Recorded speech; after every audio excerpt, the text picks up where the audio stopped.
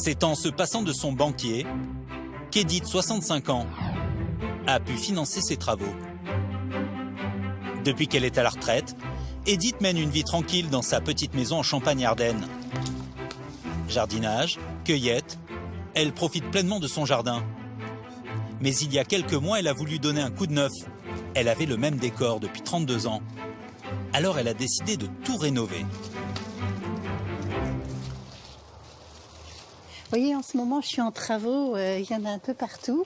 Donc, je suis en train de couper la haie. Mais j'ai terminé les travaux que j'ai faits à l'intérieur de la maison, grâce au prêt qu'on m'a octroyé.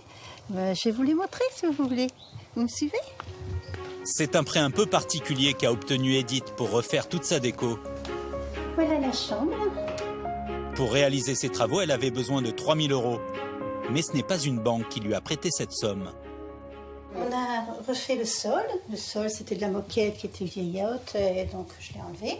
J'ai acheté les papiers peints, les peintures, et il a fallu creuser dans le mur, mettre de la lumière.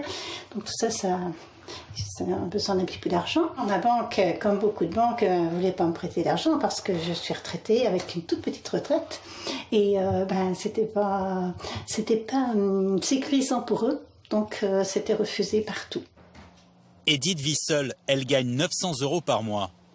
La seule proposition qu'on lui fait, c'est un crédit renouvelable, à un taux ahurissant, 20%. Edith refuse et elle trouve la solution grâce à une pub qui suscite sa curiosité, empruntée à d'autres particuliers, à des anonymes, à travers un site internet. J'étais curieuse parce que je ne connaissais pas ce principe de particulier à particulier. Edith fait une simulation de prêt comme celle-ci. Elle demande 3 000 € à rembourser sur 5 ans. Malgré sa petite retraite, elle obtient une réponse positive. C'est donc un particulier qui avait un peu d'épargne qui lui a prêté cet argent. En échange, il touchera les 3 000 € plus les intérêts, environ 300 €. Moi, l'important pour moi, c'était de payer moins cher, bien entendu. Et donc, ce caractère entre particulier et particulier, on a l'impression de ne pas faire une famille, mais enfin, c'est solidaire.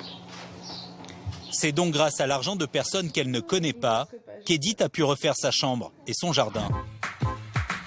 Le prêt entre particuliers a débarqué en France il y a 4 ans. Emprunter loin des systèmes bancaires classiques est aujourd'hui possible